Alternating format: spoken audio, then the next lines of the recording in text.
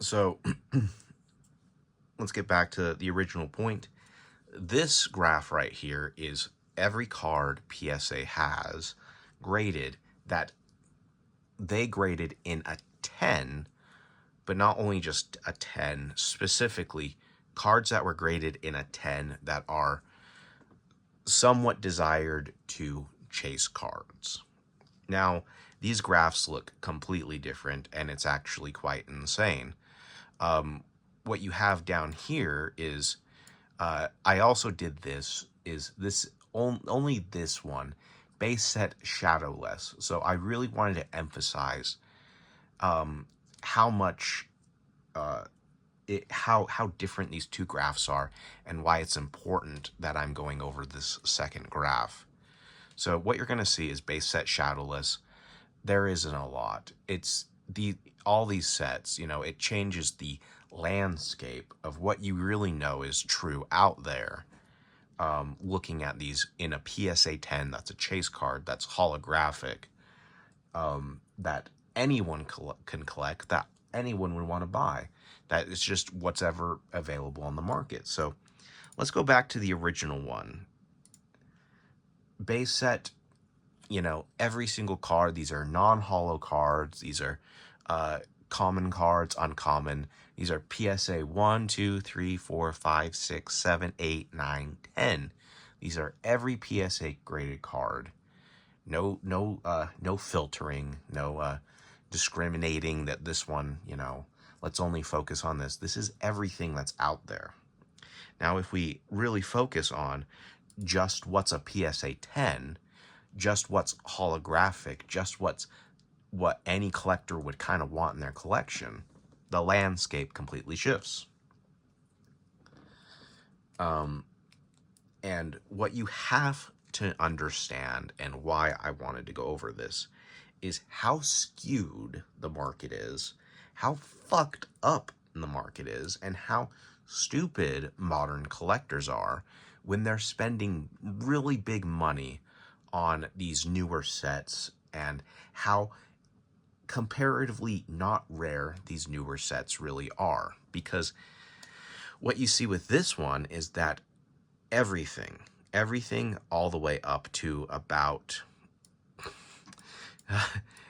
XY Ancient Origins, that's when you kind of have your first real big peak in 10 plus years of Pokemon card history in English print. You're going to just see like barely anything in a PSA 10. Long history, especially during these dead eras of black and white, and as well as Diamond and Pearl, so Gen 4 and Gen 5, are just completely barren. And then you're going to see the same thing. It's all of a sudden going to pick up in popularity during the XY era, which was the Pokemon Go, Sun and Moon.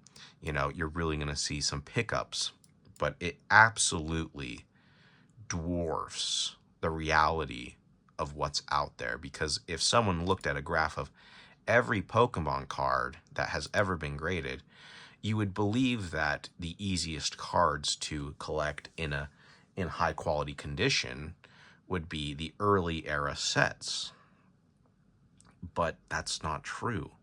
If we're just looking at the PSA 10s, the easiest cards to obtain in a 10 are just the new era sets, and it's completely different when you just look at what people can grab, what people can go after, what's actually worth people's time, and what's worth people's money if they're going to throw down thousands of dollars pretending like they're going to be, in the next 10 years, have a card that's worth tens of thousands. And so we have quite possibly a big gaffe going on, where people who own cards, and I'm going to just say this, people who own cards from this era of collecting think their shit stinks. Meanwhile, people who own cards from Generation 7, Gen 1 to Gen 7, their cards are seriously undervalued, and just people don't realize it. Everyone is saying buy this, buy this, buy this, but in reality, You should, if you're really looking to be a collector long term, if you really want rare, obscure things in high quality condition, you should be looking at Gen 1 through Gen 7, looking for cool stuff. And there's a lot of, well, there's not a lot, but there's a fair selection of stuff that you can go after, that you could have something rare and unique and worth something that would be less volatile in long term markets. Now, I also said that I want to plot my demise because I'm too smart for this. Now that we're kind of on the same page on why I don't like the new market, because I know how realistically rare the older market is when it comes to just specifically high quality PSA 10 cards. That this new market, even asking more than $1,000, is just ridiculous.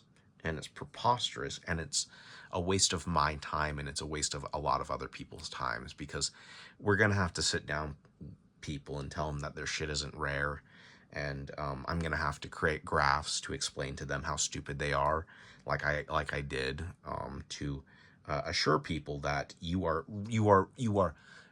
unfathomably stupid arguing against me, because I did the research and I know what the hell's going on. And you just listen to fucking PokeTubers with their modern TCG graphs that are heavily biased to ensure sells going to TCG player, and that the money machine keeps going, and it doesn't help collectors. It doesn't help long term. It's really bad for the scene. It's really bad for anyone who wants to pretend like their shit stinks when in fact it fucking don't. Look at all that fucking shit. So we're going to be moving into a new era. You have a lot of people, way more people than ever, that have re-entered into Pokemon card collecting. So you have this like silent generation of old collectors. They're never going to put their cards up at, conventions. These are people who have money, have time, don't care. You're not going to get these for cheap. And you have this generation of, people from Pokemon Go from 2016 to about 2020 who, may think that their stuff isn't worth it, but it actually is far more rare, comparatively speaking, to 2020 to 2025. This is a representation of an entire group of people within the grand scheme of things that think that their stuff is worth more money, and they're going to dig their heels into the ground, and they're going to cry, and they're going to scream, and they're going to say, my stuff is rare, my stuff's a chase card, my artwork is better, my artwork is more beautiful, blah blah blah, that old stuff sucks, nah nah nah nah nah. Where in reality, rarity is a big fucking factor, especially when you understand the landscape of things. And moving forward, I have seen a lot of these investor tube channels and stuff like that have pumped the brakes. They don't want to collect anymore. They don't like spending money. That $2,000 Charizard in Phantasmal Flames, that's ridiculous. $2,000 on a modern card? That's exactly what I was saying in 2020 when people were spending $300, $500, $1,000 leading up to 2025 on new shit. I had been saying this for a long time, that this is ridiculous. So you're going to have this entire generation of people who collected in the last 5 years all of a sudden start pumping their brakes and going, whoa, guy, whoa, you're asking way too much. Let's not focus on the new shit. Let's just remember that Umbreon card. Let's just remember that Giratina.